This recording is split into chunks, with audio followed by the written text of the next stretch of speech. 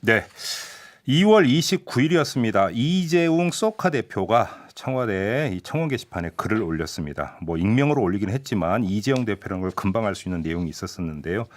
아무튼 그 요지가 뭐냐면 코로나19 확산에 따른 경제 위기 상황이니까 이걸 극복하기 위해서 다만 한 번만이라도 재난 기본소득 1인당 50만 원씩 지급하자 이런 제안하는 내용의 청원이었습니다. 경계에 서 있는 소상공인, 프리랜서, 비정규직, 학생, 실업자 이 1,000만 명에게 마스크를 살 수 있는 그리고 집세를 낼 수 있는 아이들을 챙길 수 있는 집에서 라면이라도 먹을 수 있는 소득이 필요하다 이런 주장이었는데요. 눈길을 끄는 게 어제 이 집권 여당인 민주당의 포용국가비전위원회도 거의 똑같은 내용의 긴급 제안문을 발표를 했습니다. 이게 실제로 움직임으로 이어지는 건지 궁금한데요. 그래서 이분을 모셨습니다. 이거와 이분이 왜 연결이 되는지는 좀 이따 말씀을 드리고요. 일단 먼저 인사부터 나누겠습니다. 이번 총선에서 원내 진입을 노리는 신생정당인데요. 3040이 주축이 된 시대전환의 이원재 공동대표를 스튜디오로 직접 모셨습니다. 어서 오세요. 네, 안녕하세요. 네, 이 당은 언제 만들어진 겁니까? 네, 지난 2월 23일에 네.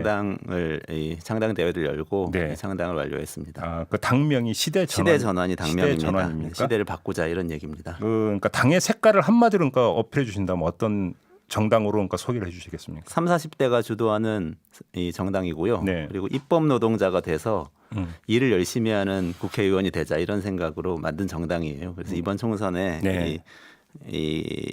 이 후보를 해서 이 원내 진출할 계획이고요. 네. 실용적인 생각을 갖고 있는 이 일 경험이 10년, 20년 된 사람들의 정당이기 때문에 굉장히 이념에 치우치지 않고 실용적입니다. 그래서 친기업적이면서 또 친서민적이에요. 기업은 활성화해서 잘 되게 만들고 네. 또 그 돈은 잘 세금으로 걷어서 기본소득세 같은 이런 서민들을 위한 복지에 많이 쓰자 이런 생각을 가진 정당입니다. 제가 알고 있는 이원재 대표는 경제 전문가이시고, 네. 그다음에 또 이제 평소 어떤 기본 소득을 이제 아주 강력히 주창을 해오셨던 분으로 저는 알고 있는데요. 네네, 그렇게 본다면 그렇습니다. 시대전환 같은 경우도 그러니까 의정 활동에 초점을 여기에 두겠다 이런 목표를 설정하고 있는 겁니까? 네, 정책 중에 한 가지입니다. 알겠습니다. 근데 저희가 이제 그 이원재 대표를 지금 스튜디오로 모시면서 소개 말씀에 이재용 소카 대표의 청원 내용 뭐 이런 것들을 소개를 한 게 저희가 취재한 바로는 이재용 어떤 대표의 청와대 청원 내용의 아이디어와 주 내용을 제공하신 분이 이원재 대표다. 그렇게 알고 있는데 맞습니까? 네, 그렇습니다. 그러니까 뭐 이재용 대표도 많은 아이디어를 냈고요. 근데 네. 경위는 이런 거예요. 지난 2월 25일에 지난주 화요일인데 네. 이 시대 전환에서 이번에 코로나 추경에 대해서 의견을 냈습니다. 보도 자료를 통해서 추경이 이 서민들하고 불안정 노동계층을 위한 지원이라 해야 된다. 네. 이 기업의 지원이라든지 임대인 지원이어서는 안 된다. 이런 의견을 냈는데 그 다음 날에 이재용 대표가 연락을 해왔어요. 그래서 타다 드라이버들 걱정을 하시고 택시 기사들 걱정을 하시면서 예. 택시 기사들 수입이 줄어서 굉장히 힘들고 또 이제 감염에 노출돼 있기 때문에 그런 점도 힘든데 이분들 마스크 값이나 이 소득 지원이라도 해야 되는 거 아니냐. 재난 기본소득 같은 아이디어가 있다 이렇게 얘기를 하셔서 예. 우리도 그런 이 고민을 하고 있어서 어제 보도 자료를 냈다고 이야기를 하고 네. 저희들이 그 다음 날 또 이 연구했던 제가 그동안 기본소득 연구를 몇 년간 계속 해왔기 때문에 재난기본소득 재정 모델을 좀 쉽게 할 수 있었어요. 네. 그 다음 날에 재난기본소득 모델을 발표를 시대전환에서 했습니다. 예. 그랬는데 그 다음에 이틀 뒤에 또 이재용 대표가 청와대 청원 게시판에 좀 취지가 비슷한 형태의 기본소득 안을 게시를 했고 그 다음에 화제가 굉장히 많이 됐고 저희가 또 어제 이 국회에 가서 예. 이 내용으로 기자회견을 했고 오늘은 또 기본소득당하고 이 미래당 같은 다른 정당들하고 같이 조금 이따 국회에서 기자회견을 통해서 재난기본소득을 요구를 할 예정입니다. 어제 그 민주당 포용국가비전위원회에서도 거의 똑같은 내용의 긴급 제안문을 발표했는데 혹시 이것도 좀 그 연결이 되어 있습니까? 네, 그 포용국가비전위원회가 유승희 의원이 아마 아니 김민석 전 최고위원이 위원장이신가요? 예. 네, 민주당 내에서도 저희들하고 같이 제가 랩2050 운영하고 있을 때에 네. 같이 기본소득 관련해서 토론했던 의원들이 있었어요. 그래서 아마 그런 지식이 있었을 거고 저희 내용을 보고 아마 공명을 했던 것 같습니다. 그러니까 이재용 소카 대표가 올린 청원 내용과 거의 내용이 그러니까 문제의식이 똑같더라고요. 네, 맞습니다. 다만 한 번이라도 재난 기본소득 한 50만 원 정도를 지급하는 게 어떻겠느냐. 그렇죠. 왜냐하면 지금 소득이 줄어드는 분들을 도와드려야 되거든요. 네. 그분들이 소상공인들이라든지 프리랜서라든지 갑자기 지금 모든 행사가 취소돼서 일감을 잃고 있는 이 작은 개인 사업자들, 디자이너들 이런 분들 엄청나게 많거든요. 이분들한테는 일시적으로 일단 소득을 저희 같은 경우는 60만 원 두 달치 한 달에 30만 원씩 두 달 동안 60만 원을 지원하자 이런 주장인데요. 그렇게 하고 나중에 소득이 늘어나면 과세를 더해서 세금으로 거둘 수 있게 만들자. 이게 지금 저희들의 주장의 요지입니다. 당연한 얘기라고 생각합니다. 지금 유튜브로 정진근 님이 좋은 정책은 많습니다. 실천이 중요합니다. 이런 의견을 주셨는데 여기에는 이제 아마 이런 문제의식이 깔려 있는 것 같습니다. 좋은데 과연 가능할까? 라고 하는 어떤 뭐라고 할까요? 궁금증, 의구심 이런 게 깔려 있는 것 같은데 일단 먼저 갈라야 될 게 그러니까 그 본래적인 기본소득 개념이 아니라 한시적으로 일회성이라도 한번 줘보자 이런 걸로 맞습니다. 일단 이해를 해야 되는 거죠. 네네. 재난 상황이기 때문에 한시적으로 주자. 이거죠. 그러면 한시적으로 일회성 한 달 주든 두 달을 주든 일회적으로 준다고 한다면 가능하다고 보세요? 가능하다고 재원이 봅니다. 된다고 생각하세요? 네네. 저희가 주로 연구한 게 재원인데요. 네. 이게 저희 생각대로 하자면 8조 4천억 원이 듭니다. 8조 4천억 원은 어떻게 나오냐면 우리 그 소상공인이라든지 개인 사업자 이런 분들 모두 합친 분들을 비임금 근로자라고 통계청에서 분류를 합니다. 이분들이 650만 명이 있어요. 예. 뭐 개인 택시 기사님들 이런 분들 다 여기 들어갑니다. 잠깐만요. 보통 이제 그 원래 기본소득 개념은 국민이라면 누구나 남녀노소 가리지 않고 소득 가리지 않고 다 주는 건데 그럼 지금 나오고 있는 재난 기본소득은 그게 아니라 그렇죠. 지금 말씀드린 비임금 근로자로 한정을 한다 이런 말씀이신가요? 비임금 근로자와 또 비정규직 750만 명 합쳐서 1,400만 명으로 한정한다는 건데 왜 그러냐면 예. 재난적 상황에 처한 이들에게 보편적으로 지급하자는 겁니다. 모든 이에게가 아니고. 네. 근데 경제적 재난 상황은 사실 지금 공기업이나 공무원이시거나 공기업 직원이시거나 대기업 직원들한테는 해당은 안 돼요. 월급은 그냥 계속 나오고 있기 때문에. 네. 근데 월급이 아니라 바로 벌어서 하루 먹고 살아야 되는 분들은 바로 경제적인 재난 상황이기 때문에 네. 이분들에게 한정해서 지급하자. 근데 단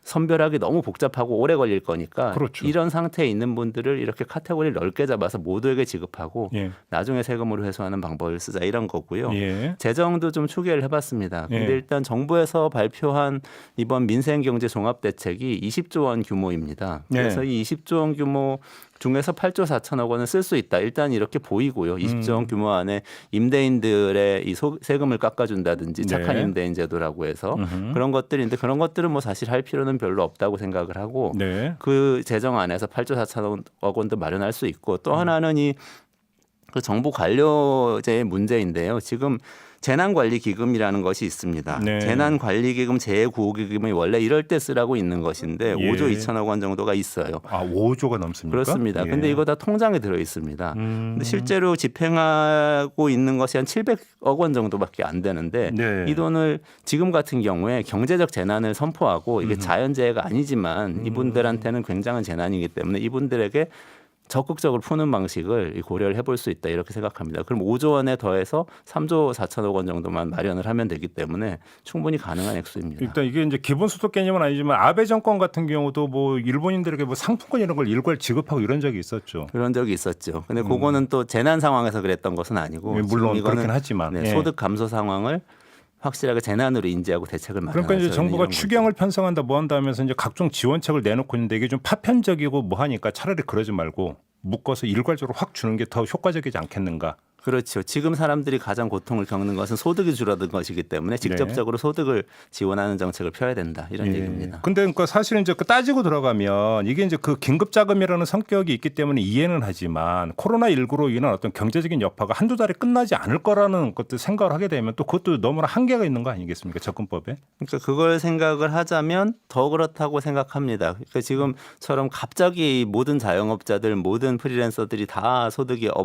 쭉 줄어들고 나면은 이분들이 네. 소비를 할 수가 없게 되고 예. 그다음에 노동시장에 대란이 일어날 거예요. 그걸 막기 위해서라도 선제적으로 일단 이 조치를 취하고 나서 경제가 그래도 굴러는 가도록 만들어놔야 된다. 소비를 예. 하면서 이런 예. 얘기입니다. 5597님은 꿈이 야무지네요라는 의견을 주셨고요. 반면에 9749님은 맞는 얘기입니다. 이 맨날 공짜로 타먹는 사람만 틈새를 이용해 타먹는데 한시적으로 하는 거 찬성입니다. 또 이런 의견을 주셨네요. 네. 결국은 그 우리 애청자 여러분들의 반응을 보다 보니까 되면 좋은데 과연 될까? 딱 이렇게 정리가 네. 그러니까 되는 것 같아요. 그러니까 돈이 없다고 생각하시는데 돈이 사실 있다니까요. 5조 원 가량의 돈이 묶여 있는 이걸 좀 주목해야 된다고 봅니다. 혹시 그러면 뭐 그 정부 관계자나 이런 쪽으로부터 한번 얘기 좀 나눠보자 이런 그 연락이나 이런 거 혹시 없었고, 아니면 시대 전환해서 좀 정부를 찾아갈 계획은 없습니까? 저희는 정당이기 때문에 일단은 이 기자회견을 통해서 계속해서 의사를 전달하고 있고 언제든지 예. 정부에서 연락 오면 우리 모델을 공개하고 예. 협조를 할 의사가 있습니다. 그래요. 알겠습니다. 이게 이제 그 좀 공론에 붙여져 가지고 혹시 좀 탄력을 받을지, 이게 만약에 이루어진다면 뭐 서구나 이런 데서 이제 나오고 있는 본래적인 의미의 기본소득의 어떤 사회적 논의에 물꼬를 트는 또 중요한 사회적 실험이 될 거라고 계기가 생각합니다. 된다라는 또 그런 네네. 측면도 있기 때문에 세계적인 이 연구 대상이 될 겁니다. 그러게요. 좀 그런 점에서도 한번 좀 주목을 해야 되는 제안인 것 같아서 한번 모셨고요. 그러니까 시간이 얼마 안 됐는데 모신 김에 지금 그 연합 비례정당 이야기 나오고 있는 거 알고 계시죠? 네네네, 알고 혹시 있습니다. 시대전환도 여기에 참가할 계획이세요? 저희는 비례민주당이 되면은 참가를 할 수는 없고 네.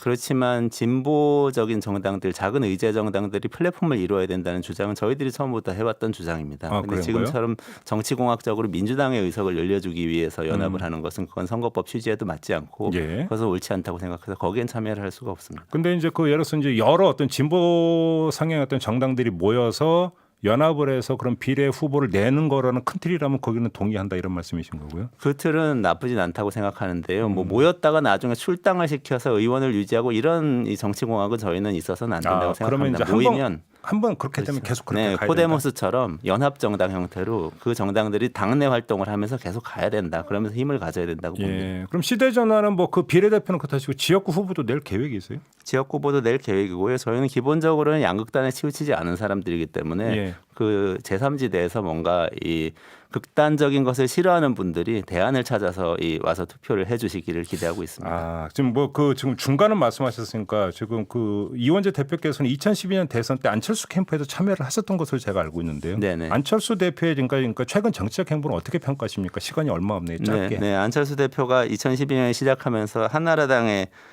이 정치적 확장을 반대한다. 그래서 정치를 한다. 그렇게 얘기를 맞았어요. 하셨어요. 지금 정치적 행보는 사실상 이 미래통합당과 지역에서 연대를 하는 반문연대 이름을 연대하는 모습이기 때문에 그 취지에서는 벗어났다. 저는 이렇게 생각합니다. 그럼 처음에 정치에 참여할 때 가졌던 문제의식에서 좀 일탈돼 있다 이렇게 보시는 거예요? 그렇습니다. 만약에 중도를 끝까지 지킨다면 알겠습니다. 뭐 괜찮다고 봅니다. 네, 이렇게 마무리하죠. 고맙습니다. 네, 감사합니다. 네, 시대전환의 이원재 공동대표였습니다.